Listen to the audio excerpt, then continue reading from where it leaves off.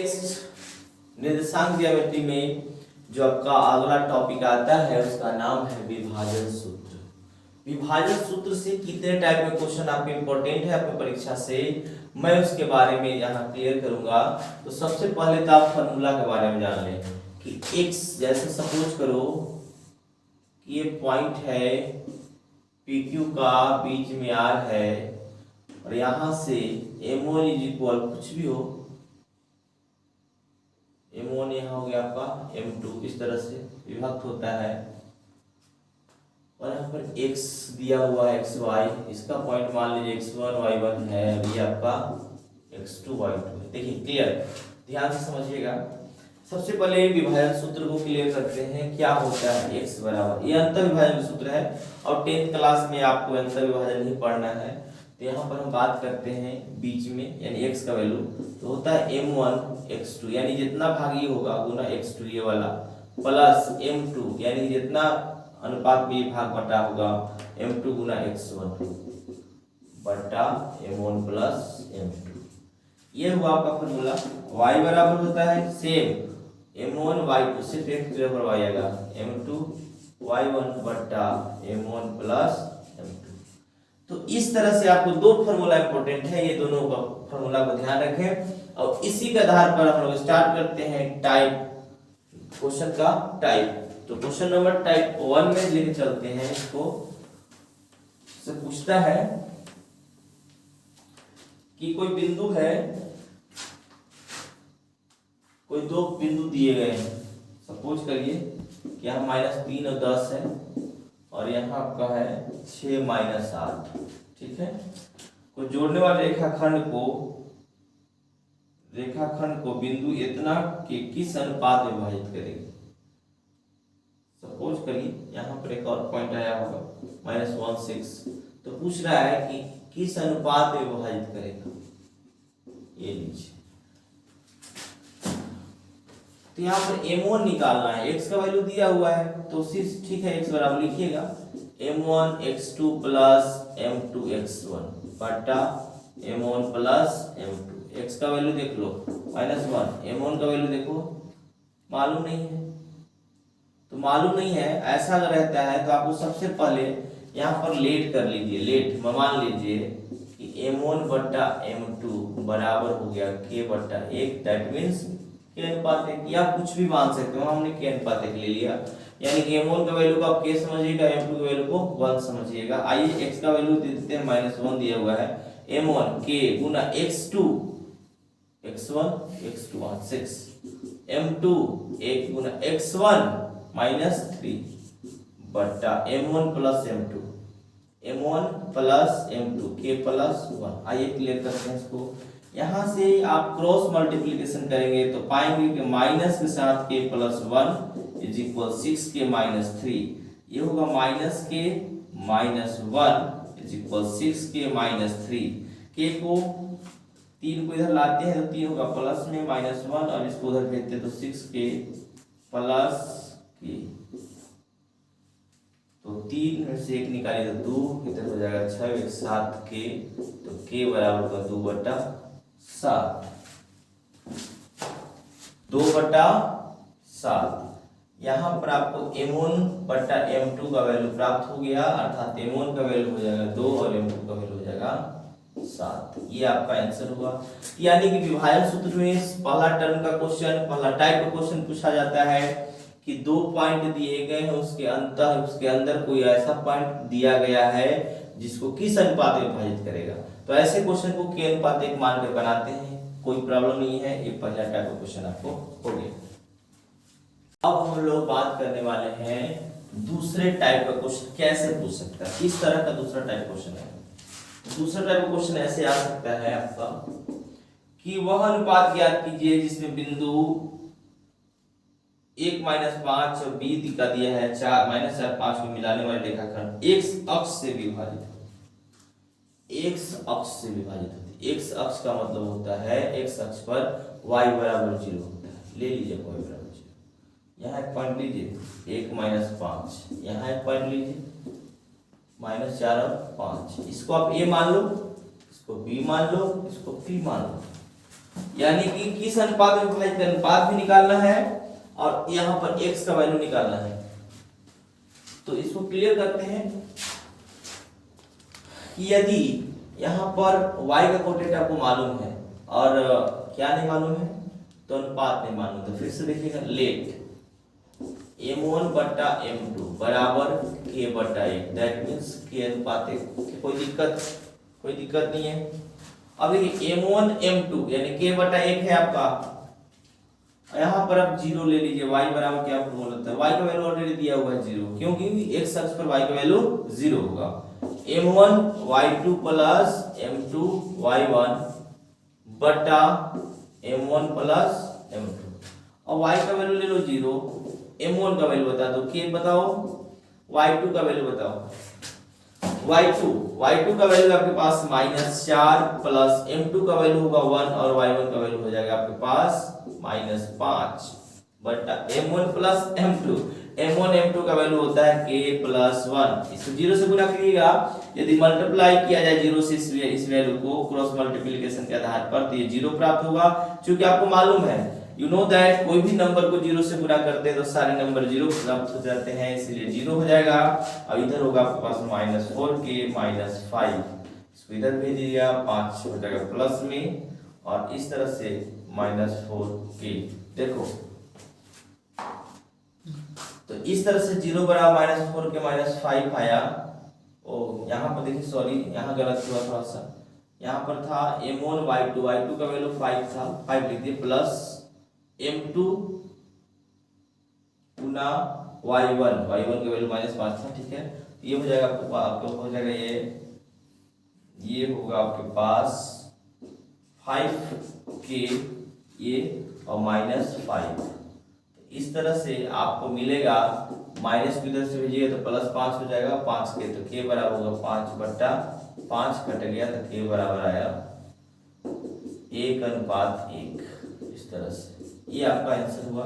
तो इस तरह से आपको इसमें भी एक, इसके पहले हम लोग क्वेश्चन किए थे, उसमें डायरेक्ट दिया हुआ था मान और हमने निकाला था m1 m2 का वैल्यू, यहाँ पर x अक्ष के बाद कर दिया था या y अक्ष के बाद कर देता है, यानी x अक्ष के बाद होती है तो y बराबर 0 होता है, y अक्ष के बाद करते हैं x बराबर 0 होता है। इसके बाद हम लोग को जिसकी 0 के बराबर होगा उसी का फॉर्मूला लगाएंगे और इसके बाद हमको प्राप्त हो जाएगा अनुपात। इस तरह से टाइप 2 आपका क्लियर हो गया। टाइप का जो क्वेश्चन पूछता है वो पूछता है अनुपात देकर कोऑर्डिनेट निकालने के लिए पूछता है।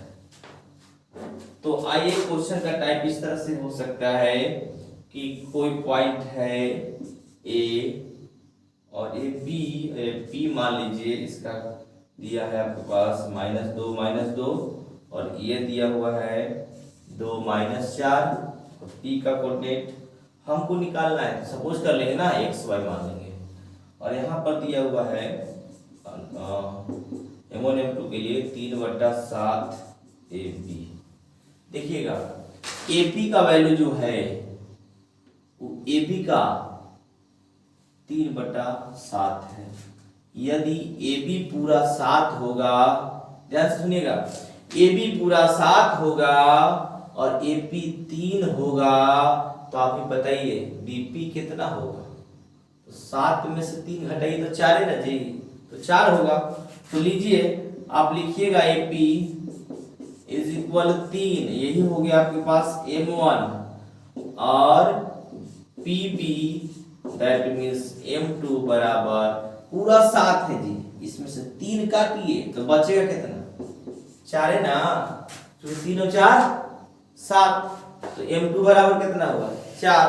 अब इसको हम बैठा दीजिए किस पर, x का वैल्यू बताइए, x का what is the formula of x होता था बताइए, तो m1x2 प्लस m2x1 बटा m1 प्लस m2।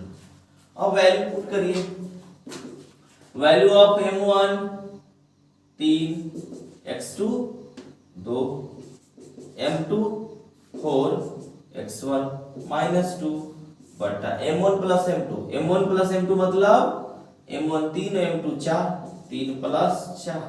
इसको हल करिए तो पाइएगा x बराबर क्या, 3 दूना 6 माइनस 4 दूना 8 बट्टा 4 और 3 7, यानी x बराबर -2/3।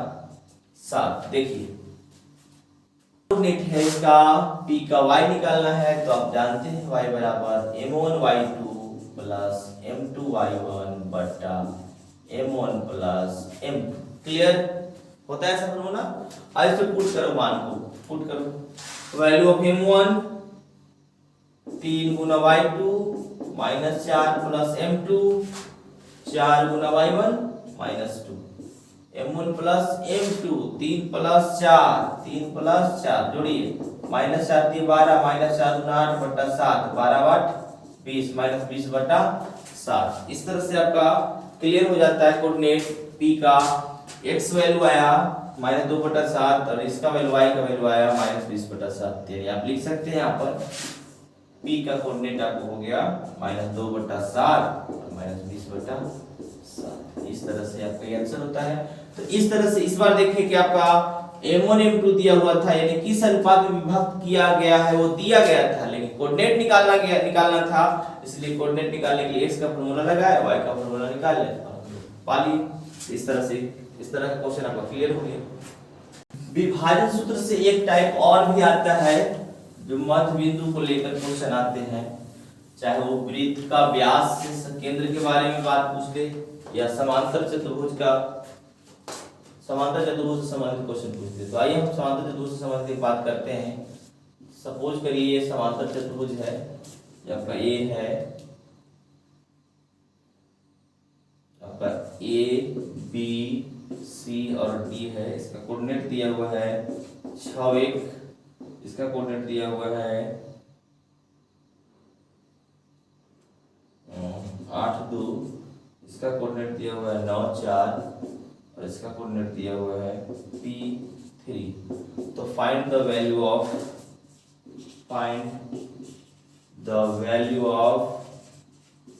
P, यानी कि इस कोऑर्डिनेट का मान निकालना है आपको।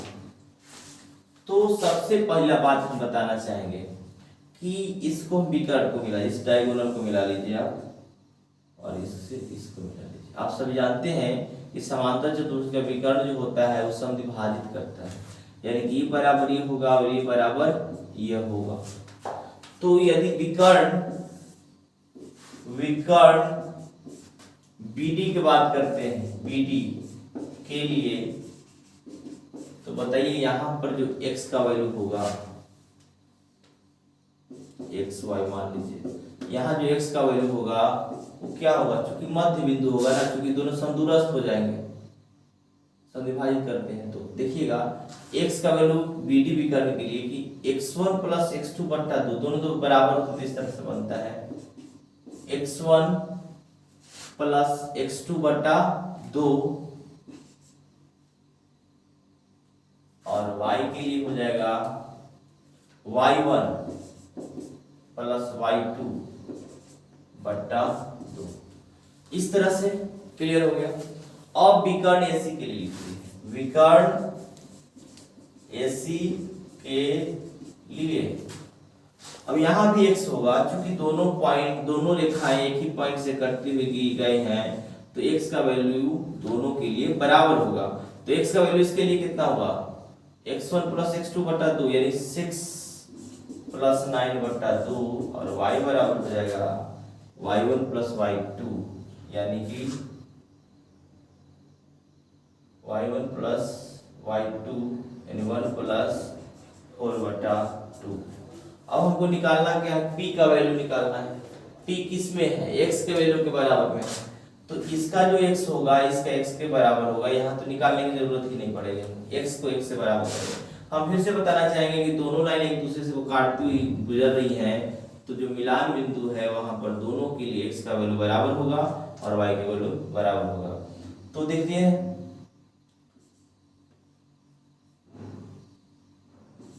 दोनों विकर्णों के लिए x को, दोनों विकर्णों के x निर्देशांक को बराबर किया। क्यों बराबर करेंगे, अभी बताया कि जो भी x का वैल्यू होगा दोनों के लिए सेम होगा, चूंकि एक ही पॉइंट से कट के निकले हैं, तो यहाँ पर लिखिएगा 8 प्लस p/2 बराबर 6 प्लस 9/2। इसी खत्म हो गया। 8 प्लस p बराबर 9 6 15, तो p बराबर 15 माइनस 8, दैट मीन्स p बराबर 7। इस तरह से आपको क्लियर हो जाता है आंसर p बराबर 7। तो आप इस तरह से मध्य बिंदु का मान भी निकालने के लिए पूछा जा सकता है। एक क्वेश्चन ऐसे हम रख करके बताते हैं, पूछ देता है व्यास को लेकर, जैसे ये वृत्त हो गया, ये वृत्त का व्यास है, तो यहाँ अगर पूछ देगा मान, तो याद रखिएगा वृत्त की जो त्रिज्या होती है वो भी तो आपस में बराबर होती है। यहाँ भी अगर x1 y1 दिया हुआ रहेगा, x2 y2 दिया हुआ रहेगा, यहाँ पर x y का मान होना चाहिए, तो x का मान निकलेगा क्या, x1 प्लस x2 बटा 2, और y बराबर निकलेगा y1 प्लस y2 बटा 2। तो इस तरह से भी क्वेश्चन पूछा जाता है। तो अब आपका विभाजन सूत्र क्लियर हुआ और फिनिश हो जाता है आपका टॉपिक। तो इस तरह से मैं आपको बताना चाहूंगा कि टर्म 2 में जो क्वेश्चन पूछे जा रहे हैं, खास तौर से निर्देशांक ज्यामिति में दो तरह के टॉपिक से, एक होता है दूरी सूत्र, एक होता है विभाजन सूत्र। हमने दोनों को क्लियर कर दिया है और इसका आप अच्छा से रिवीजन करें। निर्देशांक ज्यामिति में त्रिभुज का क्षेत्रफल से क्वेश्चन आता है और उसको मैं बता दूं आपको। सपोज करिए ये आपका त्रिभुज है ABC, इसको x1 y1 मान लीजिए आप, इसको x2 y2 मान लीजिए आप, इसको x3 y3 मान लीजिए। तो त्रिभुज का क्षेत्रफल क्या होगा, त्रिभुज ABC का क्षेत्रफल फॉर्मूला होता है 1/2 x1 y2 minus y3 plus x2 y3 minus y1 plus x3 y1 minus y2। ये आपका सूत्र होता है। इस पर एक क्वेश्चन पूछा जाता है कि त्रिभुज का क्षेत्रफल ज्ञात कीजिए यदि कोऑर्डिनेट दिया गया होगा तो देखिए एक क्वेश्चन हम मान लेते हैं, मान लेते हैं इसका 2 3 है, ये आपका -1 0 है, ये आपका 2 -4 है। तो इसका क्षेत्रफल कितना है, ठीक है। तो त्रिभुज का क्षेत्रफल, त्रिभुज का क्षेत्रफल का फॉर्मूला ऑलरेडी लिखा हुआ है, इस पर पुट करिए वैल्यू को 1/2 x1, चलिए ऐसे चलिए x1 x2 y1 y2 x3 y3, ऐसे इस तरह से चल सकते हैं। यदि आप ऐसे चलते तो ऐसे ही चलिएगा, कोई एक सीक्वेंस में चलिए आप। तो हम स्टार्ट करते हैं, x1 का वैल्यू देते हैं 2, y2 minus y3, y2 0 minus y3 0, minus से माइनस हो जाएगा आपका प्लस x2 कितना है आपके पास -1, यहाँ पर आप -1 ले लीजिए। इसके बाद y3 माइनस y1 यानी -4 और -3, -4 प्लस x3 का वैल्यू 2 है और y1 माइनस y2 है, y1 माइनस y2 3 -0, और इस पर आप वैल्यू पुट कीजिए, कैलकुलेट कीजिए, आप पा जाएंगे आपका आंसर 4 दूना 8, -4 और 3 -7 को माइनस से गुना करिएगा तो हो जाएगा ऑलरेडी 7 प्लस में, और 3 दूना 6 हो गया 8 और 6 14 और 6 20 और 1 21/2 वर्ग मात्रक। देखिए ये इस तरह से क्वेश्चन एक पूछता है, ये इंपॉर्टेंट क्वेश्चन है जो आपको परीक्षा में पूछ सकता है, और इसको आप इस तरह से रिवीजन करें। त्रिभुज का क्षेत्रफल निकालने के लिए यदि कोऑर्डिनेट दिए गए हो, इस फार्मूला को जिस तरह मान पुट करते हैं हम पुट करके इसको कैलकुलेट करें, इस तरह से त्रिभुज का क्षेत्रफल हो जाएगा। नेक्स्ट टाइप में जो क्वेश्चन पूछता है कि k का मान ज्ञात कीजिए ताकि बिंदु संरेख हो। देखिए यदि बिंदु संरेख होंगे तो त्रिभुज का क्षेत्रफल 0 होगा, क्योंकि त्रिभुज तभी बनेगा जब एक बिंदु पर वो रेखाएं बिंदु नहीं होंगे, और एक बिंदु पर रहेंगे तो क्षेत्रफल, तो त्रिभुज बनेगा नहीं तो क्षेत्रफल 0 होगा। तो चलिए एक टाइप का और क्वेश्चन कर लेते हैं हम लोग।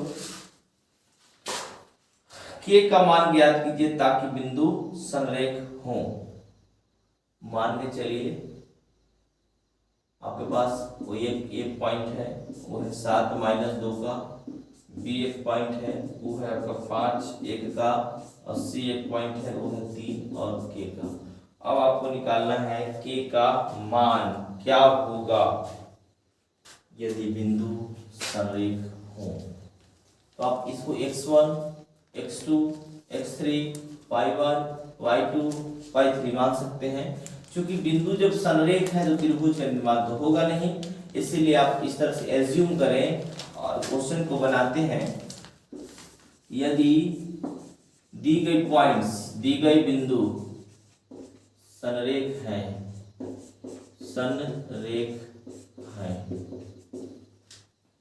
if given points are collinear then the area of triangle is 0। यानी कि यदि दी गई बिंदु संरेख है तो त्रिभुज का क्षेत्रफल 0 होगा। सो लिखते हैं formula 1/2 x1 y2 minus y3 plus x2 y3 minus y1 plus x3 y1 minus y2, इस तरह से। और यहाँ पर लेते हैं 1/2। चलिए x1 x2 x3 y1 y2 y3 रखिएगा। x1 का वैल्यू बताइए कितना हो जाएगा 7, y2 का वैल्यू कितना होगा, ये y1 y2 ये 1 होगा, y3 का वैल्यू k है, प्लस x2 का वैल्यू 5 है देखिए यहाँ पर, और y3 का वैल्यू है आपके पास k, y1 का वैल्यू है आपके पास -2 तो ऑलरेडी हो जाएगा प्लस x3 का वैल्यू है 3, y1 का वैल्यू है आपके पास -2 और y2 का वैल्यू है आपके पास 1। तो इस तरह से आपको मिलता है। इसको आप कर दीजिए 0, इसको कर दीजिए 0। और देखिए यहाँ से 1/2 इधर है जो 0 में जाकर कैलकुलेट होकर 0 हो जाएगा, और यहाँ आपको मिलेगा 7 माइनस 7 के प्लस 5 के प्लस 5 दूना 10 प्लस -3 और 3 से गुना किए तो -9 बराबर 0। 10 और 7 17, अब 17 9 घटाइए तो 8 हो जाएगा आपका, और ये हो जाएगा -2k प्लस 8 बराबर 0, -2k बराबर -8। ठीक है, तो काट दीजिए 2 चौका 8, k का वैल्यू हो गया आपके पास 4। इस तरह से k का वैल्यू हो गया 4। तो क्वेश्चन में ऐसा पूछा जाता है यदि बिंदु संरेख है, if given points are collinear then the area of triangle is 0। अब इस आधार पर हम इस क्वेश्चन को हल कर सकते हैं और k का मान निकाल सकते हैं। इस तरह से आपका क्वेश्चन क्लियर हो गया।